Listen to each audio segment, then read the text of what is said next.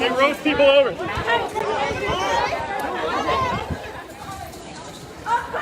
Everybody stop! Everybody! People are bleeding! The cops just rolled somebody up their possession! Keep the motherfucking border! Stay tight! This is not okay!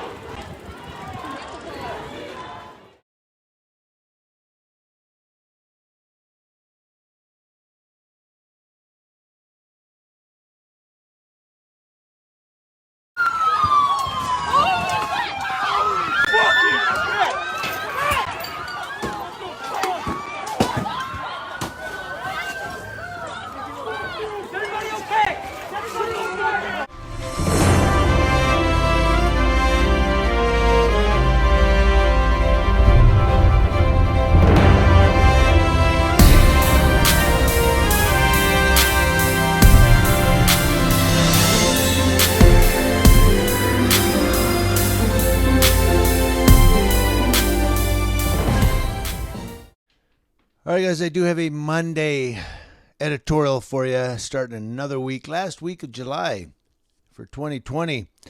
Now, this one, you saw the video clip at the beginning. Talk a little bit about that. They don't talk a whole lot about it, but I just wanted to get your opinions on this. I went through several police stories. Most of them are about protests, burning police cars in Philadelphia. Portland, Oregon is on their 60th consecutive day of protesting. Seattle is still protesting. And they're protesting in Chicago. So that's the one I went with Chicago for that reason that you saw the video clip at the very beginning. Police car on a sidewalk. Now I'm going to give you the editorial. I'm not going to give you the whole thing. It's really lengthy. I will put a link to this editorial story in the description box below. You can go down and read the whole thing from start to finish. But I'm going to give you bits of it, of what happened there, and mention that police car to get your opinions of what he was doing there, if you know what I mean, in the comment section below. Let's just jump into it. Thank you, blockclubchicago.org, for this story. Hundreds of activists protested by Mayor Lori Lightfoot's home Saturday, the day after clashes between police and protesters turned violent in Grant Park. Though Saturday's protest did not see the same level of violence, police injured several protesters when they drove onto a sidewalk and hit them with an unmarked car, activists said. The demonstration started on Lightfoot's block, where dozens of officers blocked the street and sidewalks, but protesters gathered outside the barricades. They sang, chanted, and danced, calling on Lightfoot to defund the Chicago Police Department, remove officers from schools, and keep public school students learning at home when classes begin. But protest organizer Taylor Norwood said having students in class would be a death wish for Black and brown children. Black and Latino communities have suffered disproportionately during the pandemic, she said, and police and schools could beat and arrest kids who are already suffering from trauma and PTSD. Norwood said Lightfoot's absence at Saturday's protest and the large police presence, which kept activists from gathering outside the mayor's home, was a slap in the face. Norwood said, quote, "When people don't want to deal with the truth, when the truth is ugly, you run." The group marched then through Logan Square. They took over the intersection of Kimball and Fullerton Avenues, blocking traffic for more than an hour. Activists linked arms and put up barricades with their bikes to keep police and drivers at bay. The demonstration in Logan Square remained largely peaceful, a far cry from Friday, when police beat and used pepper spray on protesters as they attempted to tear down a statue of Christopher Columbus in Grant Park, and some protesters threw objects and fireworks at police.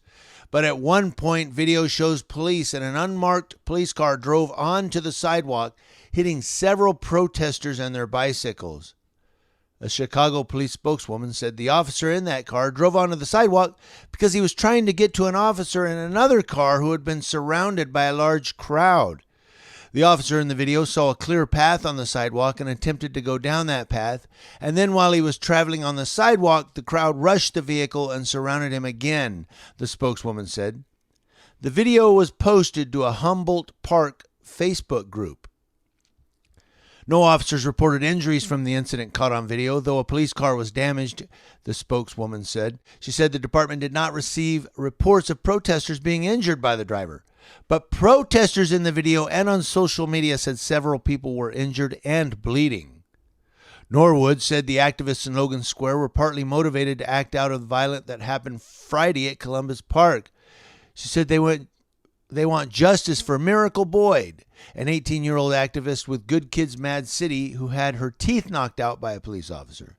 Norwood said, quote, "How are we supposed to feel safe sending our kids to cops when just yesterday they punched a 5-foot CPS graduate and knocked her tooth out of her mouth for peacefully protesting?"